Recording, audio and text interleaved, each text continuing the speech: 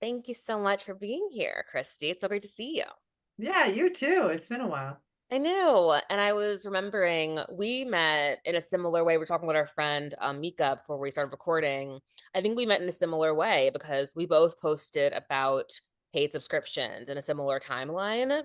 Mhm. And I think Substack recommended your piece to me, like right after I posted mine. And I commented, and then I remember you came over and we just got connected that way. Yeah. Yeah. And then I found your authenticity Tuesdays, except for Yeah. I can never make it to those. Time zones are tough. Yeah, I'm definitely revamping those right now a little bit to make them more accessible. So stay tuned for that. Yeah. But there you go. And then we also found out too from what's Substack community is that you are good friends with Donna, who I love. So it's always just Donna MacArthur. Yeah, yes. yeah, yeah. Yeah. She was one of my firsts. Yeah. And we'll get into what you meant by that. We get into your story. So just to get situated, I'd love for you to just tell everyone a little about who you are and like as much of your story as you want to share getting into this moment. That can be like logistical of like where you're from and all of that. And then also just sort of your journey. It's open ended. Substack journey. Um, Substack, but also like life and just like sort of, I know you're like, that's That's so a many. really long journey.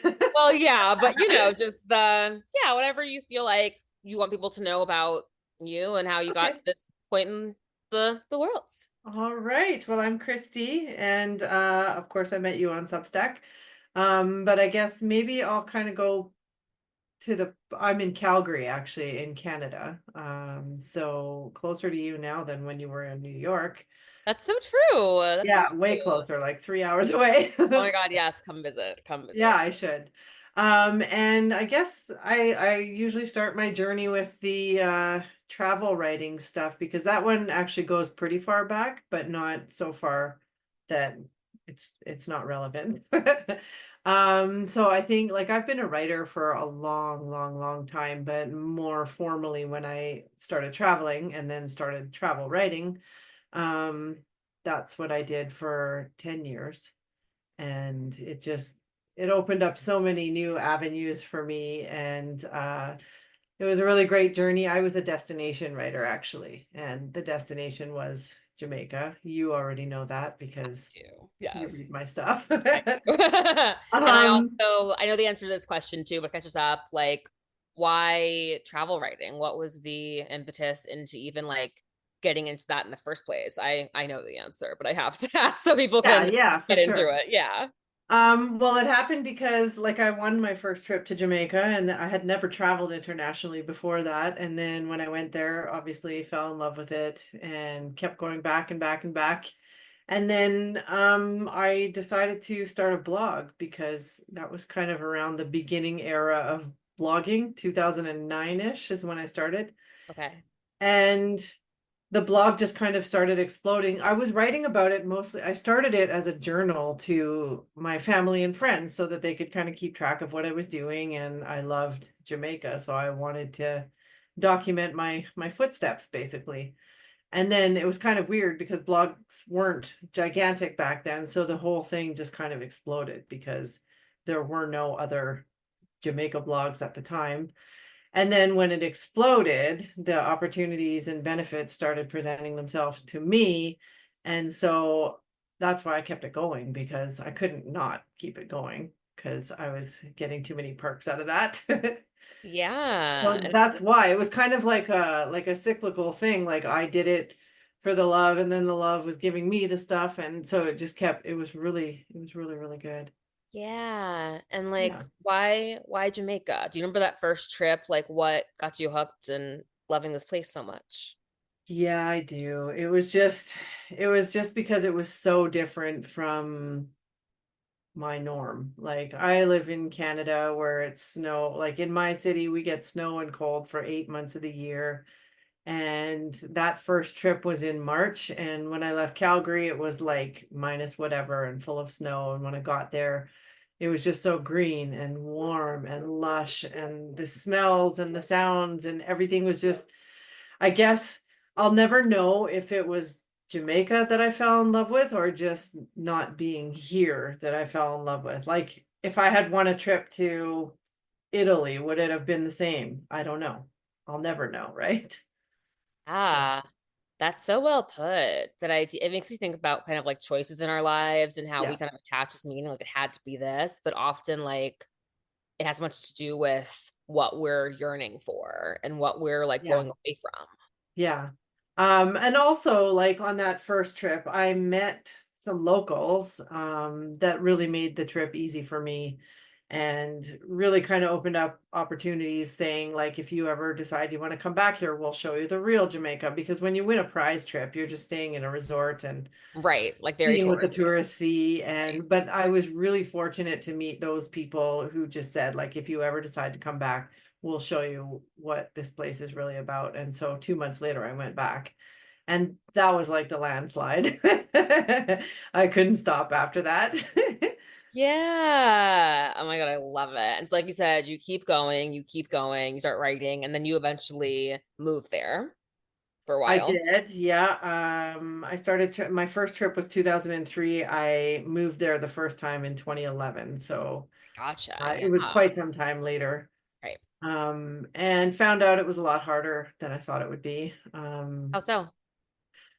Not financially or anything like that, but it was harder being a single white female, Hmm. foreigner. Like, it's just, I guess it's hard to describe, but it's not that simple just going there as a single white female. When you're a foreigner, they assume you have a lot of money. Mm. B, when you're a woman who stands out color wise, Mm. that's kind of hard to, it's kind of hard to avoid the male attention and it just gets tired after a while. Do you know what I mean? Sure. I Sure. don't know if you know what I mean, but I know Deanna Thomas on Substack. She lives in Jamaica now and she's a white lady and she could probably co-sign on everything that I'm saying. Yeah, no, no, no. Of course, it's your experience. But Yeah. it was still like really amazing. It was just a lot harder and I missed home a lot and I missed having Yeah. girlfriends. I missed having Yeah, of girlfriends. course. Yeah, I mean it's interesting you go there like wanting this new thing and this new life, and then you realize there are things about Yeah. the familiar that you miss. Yeah. Oh yeah, it was a different world. It was amazing, don't get me wrong. There was so much about it that was incredible. Yeah. So yeah, that first time I went and kind of flopped the first time Okay. Yeah. and came home and then worked again and but I kept traveling. I kept going back and forth, but didn't Okay. keep my apartment after a year in Okay. Jamaica. Okay. So you were there for a year. You came back here for a bit and work. Then did you go back? Oh, lots. Yeah. I was still Right. going back and But forth like 3, 4 times a year. okay, gotcha. But then you didn't ever live there again. I did. Yes, I Oh, did. Again. oh, I don't think I knew this part of the like back and forth story actually. Oh, Yeah, so after the first move and tanked, and then I came home and worked, I kept traveling back and forth for quite a while. And then I did uh, move a second time and started a business and in a totally different area of the island. Like by that time, after so many years, my desires had changed there. I wasn't into the nightclub life, the touristy life, the hype life. I was into more the quiet life. So I moved to a totally different side of the audience or island. Why did I say audience? okay. Um, and it was a totally different experience, much calmer, much more grounded. Okay. Um, yeah. Yeah. And how much time was it between your first and second moves? 2011 and 2016 or 17, I want to say. Yeah. So you first went to Jamaica around 2008, Three. 9, 3. Oh, crazy. 2003 Yeah. was the first trip. Huh. In 2009, I started the blog. 2011 was the first move. Wow. Yeah. Had a love affair with Jamaica. You two go way back. So much. Yeah. Second move was calmer, quieter, and you have your business now. What was that? I actually wrote about it. I don't know if you ever saw it several months back. Yeah. I Yeah, started. I did. I'm being the Oh evergreen yeah. interviewer. Like everything. I started because I had always worked in the hospitality industry here as well in hotels. And the business You know, when you check into a hotel and there's like a welcome gift in your room, I mean, Mhm. if you check into a really nice hotel and then Yeah. you do like welcome gifts or whatever. Right. Like bottle of So, wine. Yeah. yeah, so I started that business down there because I couldn't believe in all the hotels and villas and stuff that I was reviewing as part of my job down there with my blog and stuff. I had never received anything like a welcome gift. And it kind of, I was just like, hey, is this like a missing thing here? So I created it. It was like a little gift box. And it was, I sourced all local Jamaican products, stuffed the boxes full, Nice. and sold the boxes to high-end hotels and for them to give to their guests when they arrived. So it was really fun. It was actually pretty hard work because Yeah. starting a business in a different country, also like sourcing products and the money involved in that. Absolutely. And it was Yeah. a lot of fun to figure out though. It took a lot of time to figure out, but it was a lot of fun. That's incredible. That's Yeah. incredible. Do you Yeah. remember like any of your favorite things from the boxes that you put in them? Uh, my favorite thing that I put in was like the little, the little tiny bottles of alcohol. Yeah, yeah, yeah. Appleton rum. Fun. That's a fun thing And to yeah, see. Appleton rum, Jamaican coffee. I put in a lot of local seasonings and spices and just stuff that's local to the island that, you'd want to take home with you and you could consume. I wanted it to be consumable. Nice. Yeah, so it was a lot of fun and I was just shocked that nobody there was doing it at Yeah. all. Yeah, I feel like that's how all great ideas kind of start. You're like, why is it not a thing? And I love Yeah, kind of like link in your journey of first going and like getting this prize and being very touristy. And years later, you are helping these hotels bring more of the authentic experience to their yeah, guests. yeah, So what a yeah. It fun was full circle. it was a great journey, honestly. And then I had that business and on the tail end of my entire Jamaica experience, I think I just got over it. Okay. I had been there 36 times. That was a lot. Yeah. Yeah, it Yeah. was a lot. And do you remember what that was like? The kind of like the fade or kind of the getting over it after loving it for so much for so long? Like, Yeah, I do. It was a slow burn, but I knew that I was kind of getting over it. And I think what it was is that I was just thinking, what else have I missed by spending all my time going to this one place? And I mean, I got older too, because the whole journey was 2003 to 2018. So it was like 15 years. So tastes change, feelings change, vibes at home changed, and I wanted to be here more. And I'm kind of in hindsight glad that I did feel like wrapping it up because then the pandemic hit. So okay. So that brings us up yeah. to, yeah, this kind of moment. So you get back from Jamaica in 2018 was May. my last trip Okay. because I had booked a trip to New Orleans for 2019. And so that was a bucket list item for me, New Orleans. Okay. So it sounds like you moved back and then had that trip to New Orleans. Is that how, Yeah, and it was weird. Like I don't know if you've been to New Orleans, but unfortunately, I haven't. No. when I went to New Orleans, I was like, Jamaica who? I'm not even joking. It sounds stupid because it's just an American city, but it was incredible. And there's so much culture in NOLA. That's like So much. its own little place, honestly. Yeah, and I feel like whenever I travel, I get the best of the local life, and then it's Yeah. it's the people that always change it for me. Yeah. Yeah. Absolutely. I Yeah, think so that was 2019 and then the pandemic hit, so yeah. and then other things hit in my life, you know what those are. So yeah, I just stopped. Yeah. I think with first of all, what a journey and the idea of like something you've loved so much, like fading, the idea of like always being able to find an authentic experience. Like, I feel like there's a lot that we learn about ourselves and also like authenticity through travel. Like Hmm. I feel like there are people who, and really no offense at all to them, like travel and they know what they want to do and they go to the resort and stay with the same people. And it's like we're all from America, we're all on this resort, Yeah. and we're all gonna just be in America, but in an island. And then Yeah. yeah, and that's why hotels are in business and there are great hotels too. It's great. But like that that distinction of like, no, I'm going to go out and like actually inhabit this place that we're in Yeah. and like turn towards that. Mhm. And that's why I travel. Like I didn't know that when I started because I had never traveled before Yeah. Jamaica. But I was fortunate enough that on my first trip I met those locals. And so my second trip I stayed with them in a Oh, house where there was goats and donkeys in the yard. oh, So that's so cool. I went from all-inclusive resort on trip one to like donkeys on trip Yeah. two. I It's love just that. it was just so cool to see how a different culture lives. And I never went back after that. Like I just wanted more and more and more of the local life.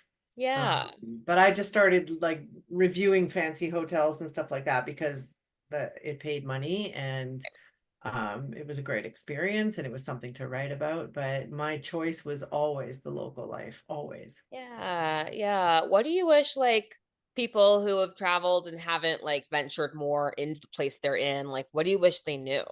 Or like what would you tell somebody who's like, I don't know, like not worried, but just like, I don't know, hesitant to go off the beaten path? I wish that they knew how like it's safer than they think. Yeah. Yeah. Yeah. And Jamaica has a really bad rap too. So I like people were like, why are you doing this? Because I was a single white female traveling all over Hmm. the island by Hmm. myself, solo. Hmm. So A, it's safer than you probably think. Yeah. And B, I think you're just totally missing the entire point of travel if you're not venturing out, honestly. Yeah. Yeah. I I think the I mean, safety. people travel for different reasons too. Right. Sorry, there was a little fruit fly. It's okay. You're good. People travel for different reasons too. Oh, of Not everybody course. wants to Oh, know yeah.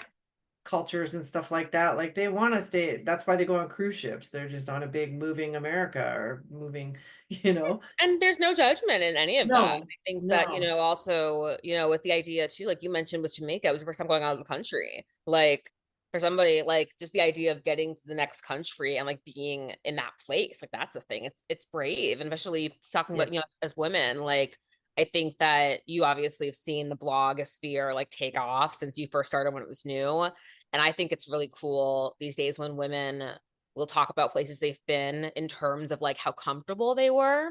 Mhm. Like someone will say, "Oh, I went to this bar and I felt really safe to just like have a book and read." Or at this bar, the Yeah. guys hit on you. Or I saw Yeah. a girl on TikTok and she did like a trip around America, I think, or somewhere, and rated all the train rides and how safe she felt on them. And it was remarkably high. So it was really, really great to see that. Interesting. Yeah, I'll send that to Huh. you.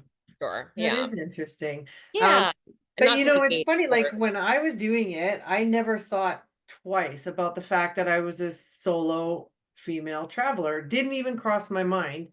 And Yeah. then later on, when Facebook started blowing up and everything like that, like there's entire groups, like hundreds of thousands of women in these groups about solo travel, because they don't feel comfortable or safe or so to me, that just really it kind of shocked me that Yeah. women don't feel safe doing that only because I was just doing it, not even considering it, right? Yeah, and I think too that brings up for me as well, like of course safety is very, very prevalent, and we of course live in a very scary world, and Yeah. there's that like beauty and joy that you had that experience, and then there's a very real reality that a lot of people unfortunately do not. But Yeah. then I think too with the idea of solo travel, like I didn't take my first solo, like fully solo trip until this year to San Mhm. Diego, where Yeah. I now live. Solo trips are really great. Yeah. Um, but when I did, I feel like a lot of people said to me, like, wow, I could never go somewhere alone. And not even the safety element, but just like the being out by yourself for dinner element and the Yeah. like walking around by yourself. And to me, like, I do remember my very first time eating dinner alone, like when I was like 20, Mhm. and just like the experience of like being in a restaurant by myself. And then I was like, oh, okay. And from then on, I was like, this is fine. And like the idea of like going to the theater, I prefer going to the theater alone. Like no one's talked to me, no one's bothered me, no one's distracted me. But there is that very real kind of bravery and courage of Yeah. getting Yeah. out there by yourself, whether you're used to being with your friends or like you've been in a long-term relationship. And so like, yeah, just the idea of being a woman, being a single woman, of course, the Mhm. differences in race, like there's a lot that will impact you, those journeys. Yeah, for sure. And there's so, like you said, there's so many facets to it. It's not always safety. It's just your comfort level too, just being by yourself. I Yeah, think I was never uncomfortable, but I was lonely sometimes. And sometimes I didn't feel like eating in a restaurant by myself, so I would get takeout and go back to my apartment yeah, because it was just, but then other times when I was reviewing a place and I was dining in fancy restaurants alone that were obviously kind of date night restaurants, right. because I was there to review it, it felt so awkward because I Yeah, felt like people were looking at me being like, why is she here alone? Because it's not yeah. that type of restaurant. Yeah, I definitely have been in fancy restaurants like in New York, and I always will assume that they're a food critic if it's like a really, really fancy. Yeah. It's, Yeah.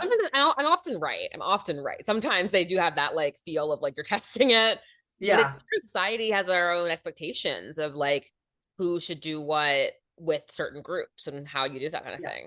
Yeah, definitely. Yeah, Yeah. amazing. So And I you, don't think like I don't think I would have ever gone to New Orleans by myself the first time like I did with Jamaica. I would go back to New Orleans by myself now because I've met people there and we still are in touch. yeah. But I don't know, for me, this might sound weird and sorry because you're American, but the idea of going to New Orleans solo didn't sound as safe.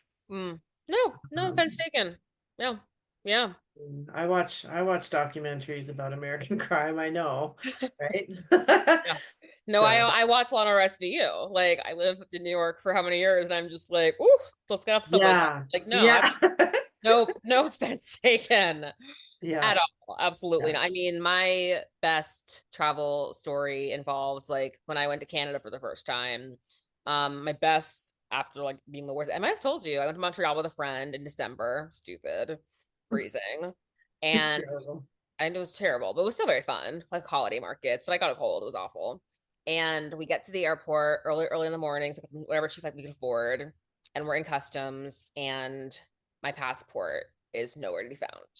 And I'm just like, oh God, oh God. And it's not like 29-year-old, a little more calm Alexa. This is like 23, 24-year-olds, like not medicated, no anti-anxiety meds, gonna lose her shit, Alexa. And I was so scared. And this was also right after you know, we don't get political here a lot, but I think we all have the same views. Like Trump got elected, and I was like, well, the border bans and all that just happened, and all that was going on. So I was like, wait, I don't know, passport, but I am an American citizen. What if I get deported somewhere else? So I looked the way I look, and I was really freaking out, and I'm sobbing, Yeah. trying to ask the custom people to let me go for the plane, and it's a really nice guy. He's like, I'll give you a ride. Like, it's far away. I'm like in his little like airport car, and I'm just like, I really didn't mean to do this. He's like, it's okay. So what are you here for? Blah, blah, blah. I'm like, I can't talk about that. I'm gonna be deported. And he was like, deported to where? And I'm like, I don't know. Like wherever they think I belong. Like I'm from America. Oh I'm man. just really freaking out, and they're all being so nice to me, and they're very much just like, what is wrong with her, like trying to calm me down. And we finally get to whatever desk you go to a passport, and they're like, oh no, we have it, we tried to call you, you didn't answer the phone, we've had it for an hour, like you just didn't answer No the phone. And I was way. like, I, what? And he's like, yeah, here's your it's fine, like Oh, it's good. And so that's the best.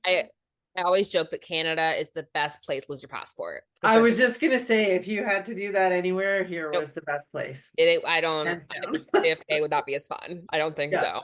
But getting derailed, we joked earlier I didn't need questions for you. I think I do need the questions to not get sidetracked and all these Oh, but that's a great confusion. story though. It is. So pandemic happens, and I mean, what's it like to, be in one place after being so free to travel and also not being in Canada for so long? Like, what was that shit? Um, it was interesting. It felt very stifling at Yeah. first. However, sorry if you heard that. That was my text message. All good. Um, at the same time, I was working at the time, so Okay. I was glad for the time off, honestly. Um, Okay. and I was glad for the break. Nobody in their adult working lifetime ever has a free pass to just not go to work and still Yeah. get paid. Yeah. So I took that as as a break. And then right after lockdowns happened, I adopted my dog. Oh, yes. Yeah, I got her as a Yeah. puppy and I was like, okay, this is it. Now this is my life. I don't have to travel anymore. I don't have to go anywhere Yes. anymore. Yeah. And so I kind of just, and I was already kind of over Jamaica at the time. So I was like, you know what? Now I'm going to start traveling with my dog.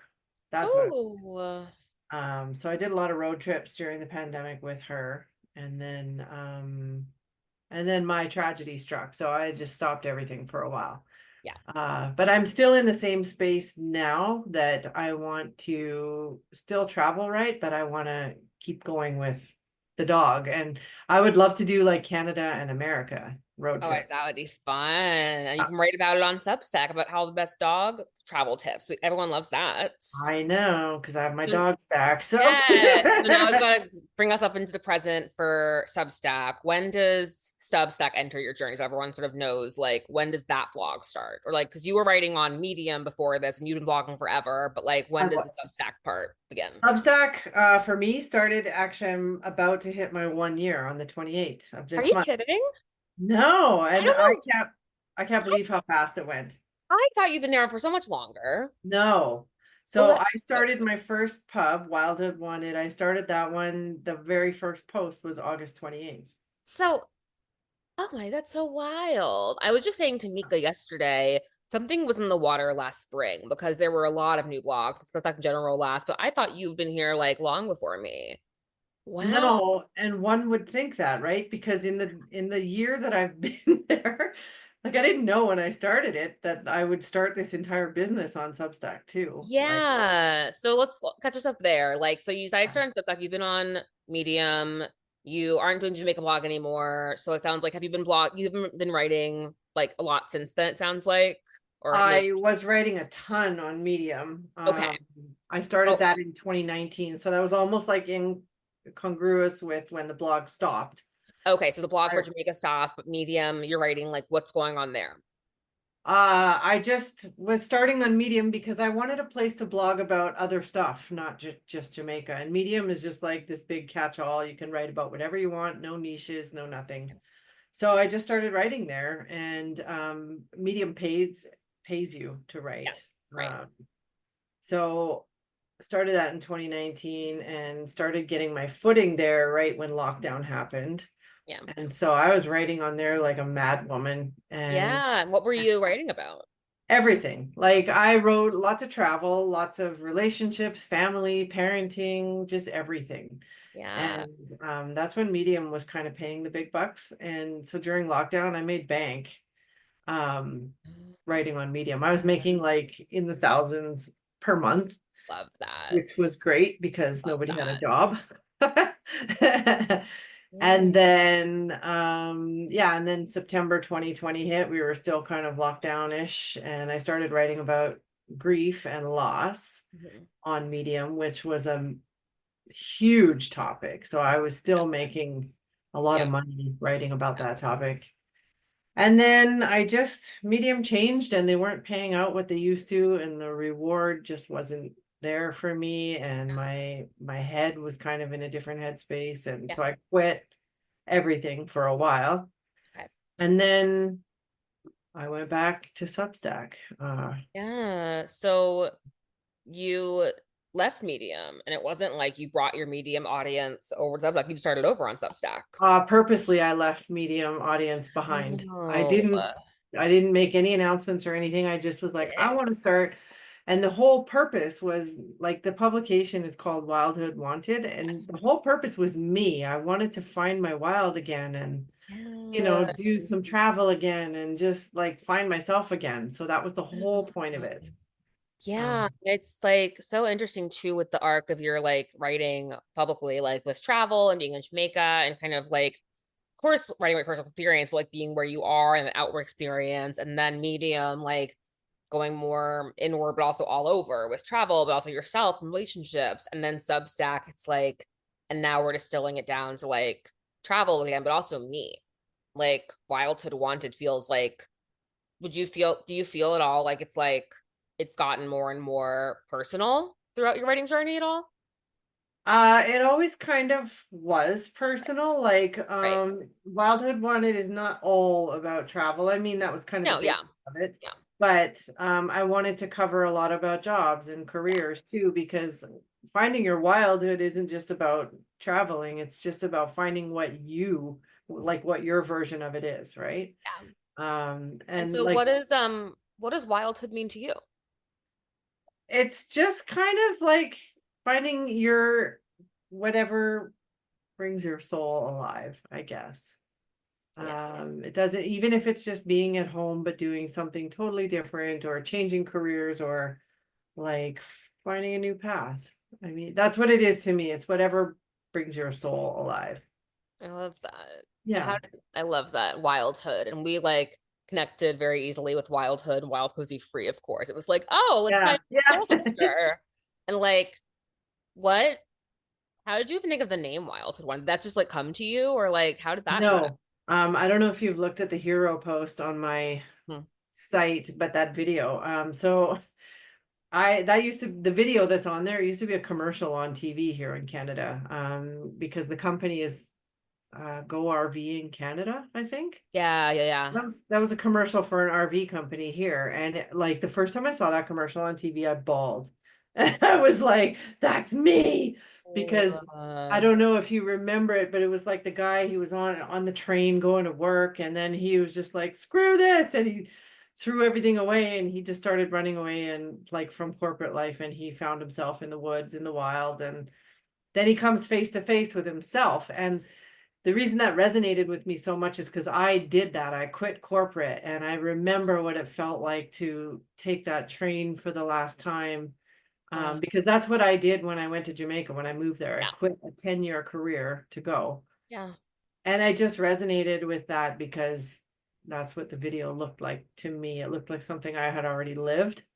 Wow. So, and so many people who have seen my hero post and watched that video, they're like, I bawled watching that video. It's so good. Well, we'll have to link it for sure, so everyone Yeah, can see yeah. it. And also for anyone who's not like familiar with that community, like, can you explain what a hero post means to you? I like to say that a hero post is kind of a roadmap for your publication. Okay. So like on your Substack, you have an about page, and I feel like that should be more about you as the person and the writer.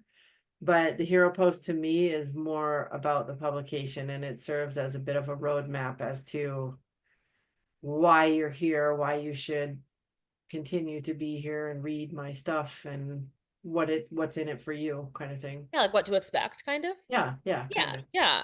Amazing. So you start Wildhood Wanted and you're doing that. And I know what comes next, but that's where I have to innocent, like in the journey, and you start on Substack. Like, how does that feel and how is it different to Medium? Like, what are you feeling in that beginning phase? The community was amazing. Yeah. Like the thing with Substack is like there's this whole like notes, which is like social media, but Yeah. internal social media, and Like greater Twitter. Yeah. Medium didn't really have that. Like Medium is a community too, but you're kind of just, relating to other people in comments and stuff like that. There's no way to just have a little party kind of thing. But Yeah. in notes, like it's just so relatable. It's what, to me, it's what Facebook used to be back Mhm. in the beginning. Because when I had my travel blog, I had a huge Facebook group, and we were all friends and community, and like we met in real Yeah. life, and so Facebook lost that, and Medium never had that, and so I found it on Substack, and it was Yeah. great. You write in your bio that you are a builder of highly engaged communities, which I totally agree with. And like, what has been essential to you in creating those kinds of communities? Like, what feels important there and creating spaces that feel like safe and authentic and generative and like just great to be in? For me, my readers are number one. That's what my idea of community is. I want them always to feel like included in my journey, not just a reader of my journey, like observing it from the outside. Yeah. And that goes right back to my beginning blogging days. Like I was saying, my blog followers were hardcore because every one of them, the only reason they read it is because they were in love with Jamaica like I was. And over 10 years, I met hundreds of them in real life because they would read the blog and buy tickets to Jamaica, and we would all do link ups. So cool. Um, and to me, like I would have been nobody without an audience, right? Mm. And it's them that helped me grow. So, and I feel like that anybody, any writer is like that. Without an audience, you're not writing for anyone, really. So you center, So, yeah, centering the audience, keeping the reader in mind. That shows in your writing. But like, how do you keep that at the forefront as you're like creating work now, and like sort of like how do you keep them the focus here? I'm highly engaged in the community. I mean, I'm on notes a lot, but I try to address every single comment that I get on any Okay. post. Yeah. And I try to reciprocate for, I mean, obviously I can't reciprocate to all of them. You just can't do that. But like my job is on Substack now, so I'm on the platform anyways. So Ah, might as well just, engage and uh I don't know. I just my readers are important to me, so I want them to yeah. feel like it's a community. Absolutely. And so let's get to people up there with how you get your job on Substack. So you're writing Wild to Wanted, you're doing your thing, and then what brings us up to the present with your job on Substack? Well, I started a business doing virtual assistant work for Substackers because last year in June I lost my job due to an injury and I was having a hell of a time finding a job and I was tanking in real life. Like financially, I was just like going down. And that's when Donna, she she and Yeah. I were subscribers of each other, and she just messaged me one day. I think she kind of knew that I was having a hard time in life. And she's like, "Hey, if I paid you blah blah blah, would you be able to do this for me for my Substack?" And I was like, "Sure, I could use the money."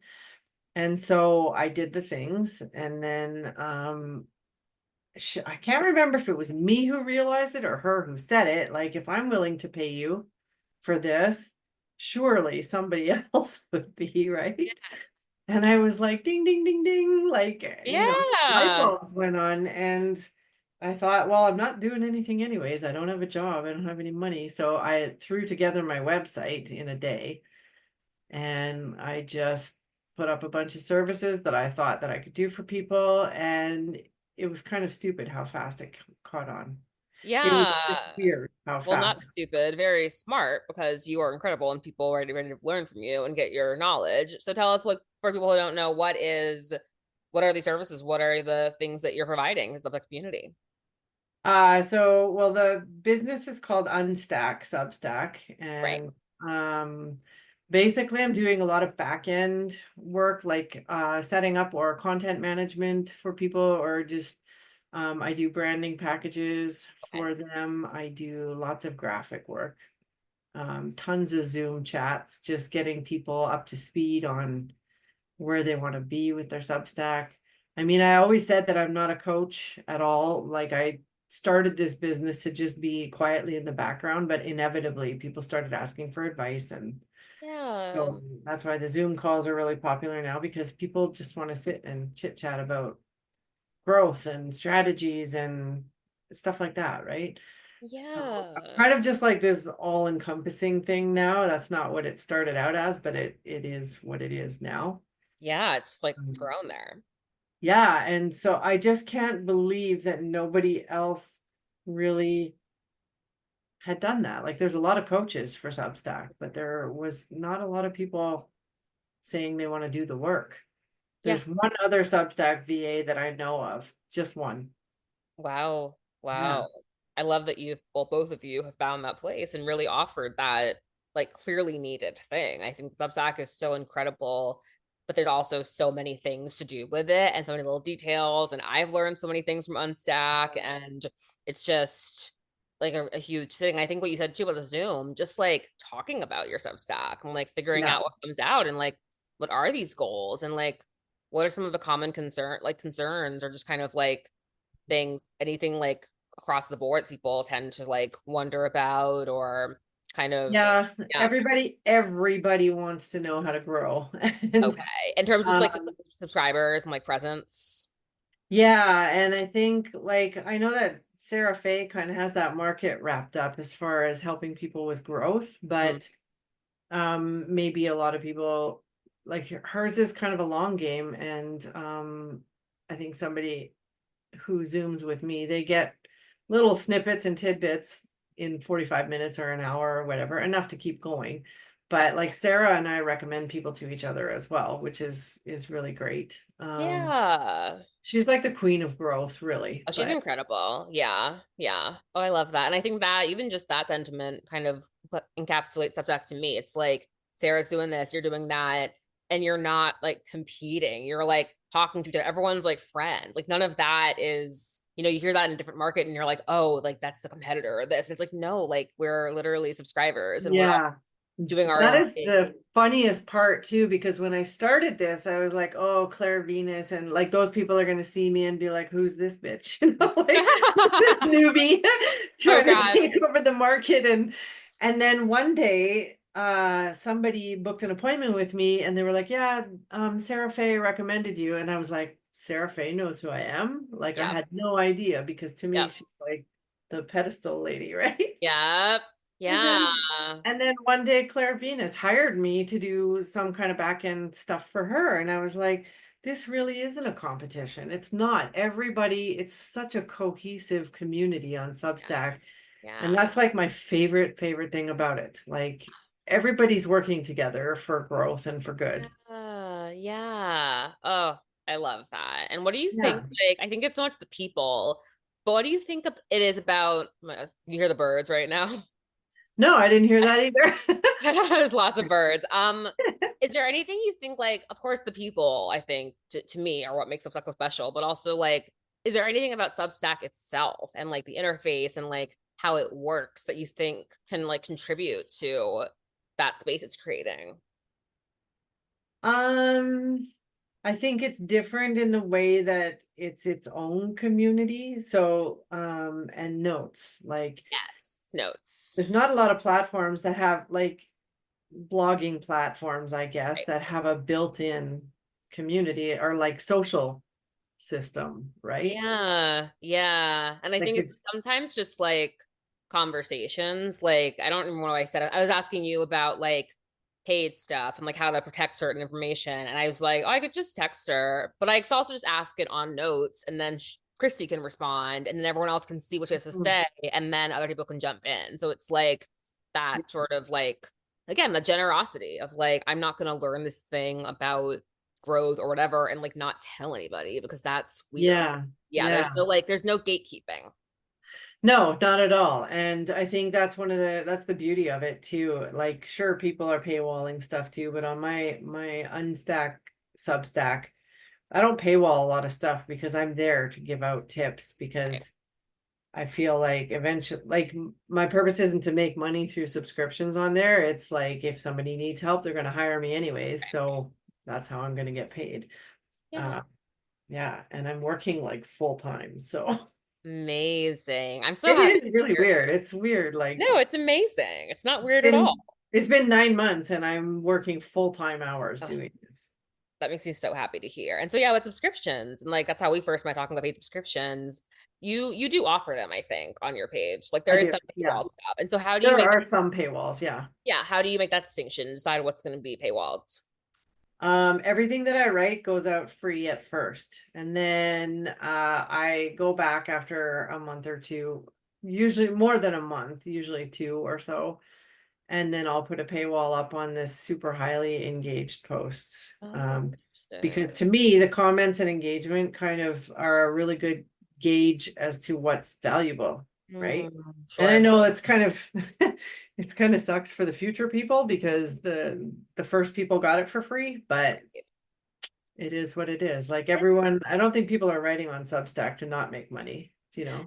Yeah, I think the possibility. I mean, I think there are some people who certainly like have their own opinions, rightfully so, about what they're going Yep. to do with the money, and like, I don't want this, and all I'm going to invest all my subscription money and like other subscriptions. But no, I don't think. I think that's a really good part of the platform. That's just like something you Yeah. Because if you weren't there in some way, shape, or form to earn money, you would be blogging somewhere else. right, or for the That's community and that kind of thing. And I think, yeah, I think that example too is laid out in like there are a lot of people who don't offer any paid content who have paid subscribers because like Yeah. people are like, here's my token for like this this Yeah. contribution you're making. And that's true too, because out of my three publications, two of them, like I said, all of them launched without paid, like paid was enabled, but nothing was paywalled because that wasn't the point at the time. And people were paying anyways. So I think people just pay for creators they like. I Yeah, subscribe to people and pay them money for no paywalls because I yeah, like their content. I love that. And so yeah, we get to number three, your most recent newsletter. Tell us about dog snobs. Oh, it's my favorite. Yeah, That one is my passion project, and yes, is like I think I said in my about page there, if the internet suddenly said you could only ever write in one place, you had to shut everything else down, that would be the one I would keep.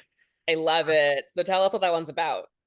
I started it because it's kind of, I mean, ever since I adopted my dog, I'm kind of like neurotic about Yes. her and and dog mom life.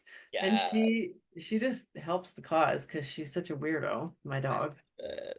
And I just feel like I have a lot to write about in that space because she got me through my grief stuff, my grief years.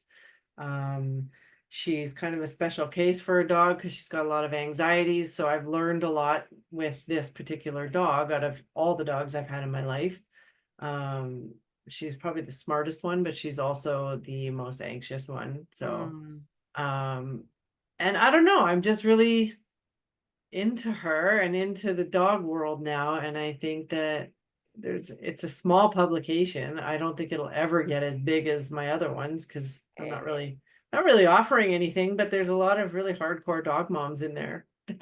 And that matters. And also like dog pictures. We're gonna have to definitely link a Yeah. picture of your dog in that because I love a good dog picture. Yeah. Very important. It's funny where I live now, I can hear fireworks every night, which is really fun. But if I Oh, forget for some reason that they're happening, I'm not aware, I'm just like in the kitchen and I hear it go off. I'm like, oh, I understand why dogs are anxious because it literally sounds like we're under attack. Like I'm like, oh, yeah. yeah, I get it. I have that Yeah. big sensitivity. Like absolutely. Yeah. Yeah. So good. And then also my I love my neighbor's dog. So cute. And I was away for a little while back in New York and then I come back and now she's playing hard to get with her love because I was not here and I'm like we were best friends and now it's like my only goal. I'm like I need I need to be That back and is so embrace. funny. So That's awesome. I love it. I love that so much. Oh my God. I could talk Yeah. to you all day and I literally have like a million more questions, but I'm gonna like narrow it down. The other thing in your bio, because I feel like a lot of it's self-explanatory, I know you, but you have the phrase master of the obvious. What does that mean to you? Honestly, I put it, do you want to know the truth about that? Somebody said that in a comment in one of my posts, and I was like, that is the best thing I've ever heard. So I need to put that in a profile. And she's like, you totally should. Yeah. So I just put it there. I don't Okay. even know what it means. I guess because some of the stuff I'm pointing out in my Substack pub is obvious. I don't know. I just like the way it sounded, so I put it there. I like it. I like it. Is there anything like obvious you've shared on Substack recently that was really illuminating for people? Oh, I have so many Substacks, I forget what I've posted. I would have to like, um, yeah, the one about why should anyone pay to read your Substack? Oh yeah. I think that's where when I first found actually. Yeah, and you know, it's funny because 162 people commented on it. I'm looking at it right now, and nobody answered it the way that I wanted them to. Ooh, how did you want them to? I feel I wanted someone to be original and say something original. And I feel like a lot of them just copied and pasted their about pages like, here's here's why you should pay for my publication because, and then it like kind of sounded like their about page. And I wanted somebody to say something funny and original. And one person actually did. She was like, because I'm awesome and I work really hard at this. Yeah. It was like, amen, sister. Yeah. Love it. I think I joked in my paid subscription post, which is actually one of my most popular, by the way, which is crazy. I think I wrote something like, you can like pay me because you like me and it's great, or pay because you don't like me and I'll get my therapy bills paid to like get over that. Like it's good. Yeah. Either Yeah. way, like come on in. I found the greatest one. I don't know if you saw it on notes. I want to read it to you because Please. if we have time. Good, absolutely. Um, it was the best one I've ever seen, and that's why I think everybody should come up with something this cool. Oh, cool. I can't wait to hear it. It's just really great. It's Shelley, what's her name? Shelley Mazanoble. Okay. Let me find it. Right here. Why should anyone pay to read your Substack? And this was her answer. Consider, or this is on her welcome email. Consider become a paid subscriber if you A, think I should quit my day job and write the newsletter full time. B, we're left a large sum of money that must be donated to middle-aged lady moms with the initials SM who like fostering old ass dogs. And then C, orthodontics man, what a racket. Just wow. I love it. I Get love over that to one Shelly. so much. Get over to Kelly's page. I'm gonna steal some of that. I feel like I too deserve to quit my job and write and also have my orthodontics paid for. That's so fun. I love that. Yeah, That's so that was one of the best welcome emails I've seen. So it was I fun. appreciated it. That. Any favorite writing that you've read in the last week or so on Substack? Yeah, my new favorite, and I think I paid for her immediately, is Robin Wilding. Ooh. She's also Canadian and she's a humor writer and she is off the chain.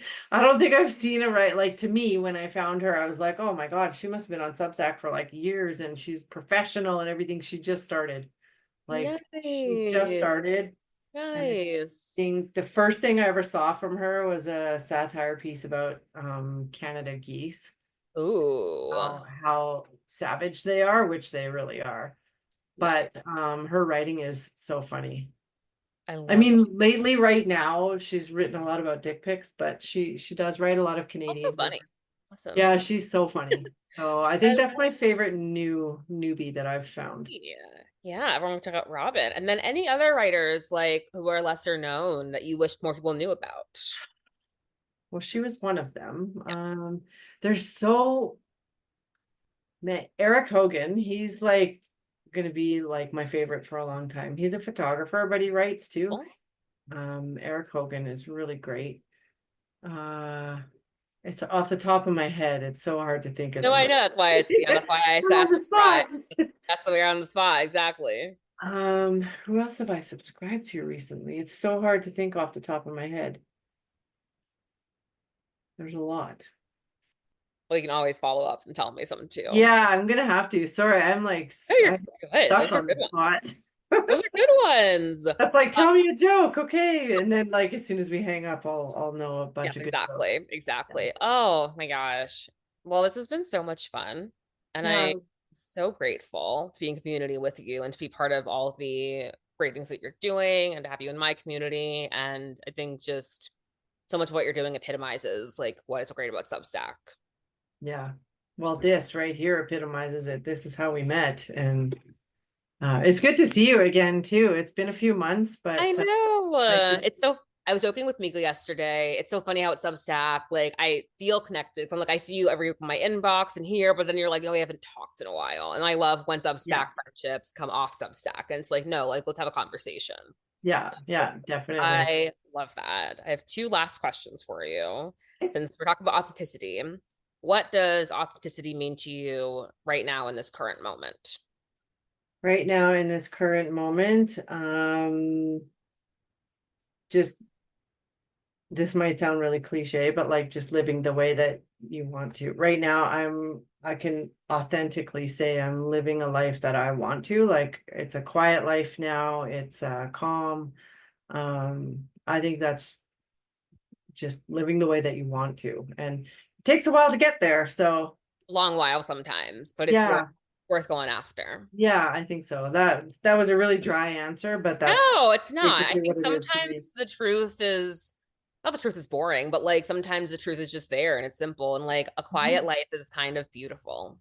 So And I I think, think that answer changes from time to yeah. time I mean, too, I right? think your story also epitomizes that as well. Like the idea of what you want out of life can change. You can want Jamaica, you can want to be alone. You can want to be with people. You can want your dog. Like, Yeah, I yeah, think that the idea of authenticity changing is a really big one that I've been learning a lot this year. 100%. Yeah, for sure.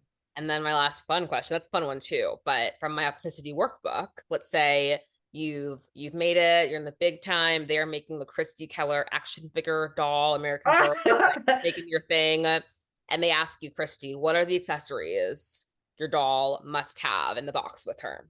A dog and a leash. She Yep, yep. and a private jet. Oh, So that she can travel with her dog without, having to do it by road all the time. So private but jet. I If love that that. can be an accessory, that's what I'm Yes, I gonna love go that with. you answered it that way. Some people get very like everyone's good, but sometimes they get very realistic. And I'm like, get the private jet, absolutely. Yeah, because then you can travel anywhere and you can bring your friends, you can bring your dog on board, not in cargo. You could just go. I love it. Dog leash, helicopter. I'm sorry, private jet. Obviously, a passport. I'd imagine very stamped out Oh passport. yeah, yeah, yeah, Love it. definitely. Anything else? And a laptop so you can blog while you go. I love it. Chicest doll on the market. Can't wait to buy her. All right. And then my last travel questions. I just thought of this. If you could snap your fingers and take a little trip right now, anywhere you want with your dog, anywhere in the world, where would you go? With the dog. Yeah, or without, whatever you I want. without the dog, I think I'd snap and go back to New Orleans, which sounds again really small, but I wasn't done there. Lovely. And with the dog, I probably want to appear in a cottage on a lakefront somewhere. Love that. I've always wanted to stay in a cottage on a lake, Yeah, and they just don't exist where I live. So, I yeah. love it. I'm Yeah. gonna manifest that for you for sure. Okay. Well, Or here's to Montana or Oregon or anywhere with water, let's do mountain. it. Yeah. I love it. I love all of it. Click your heels 3 times and you'll be there. All right. Oh, thank you again, Kristi. You're welcome. See you later.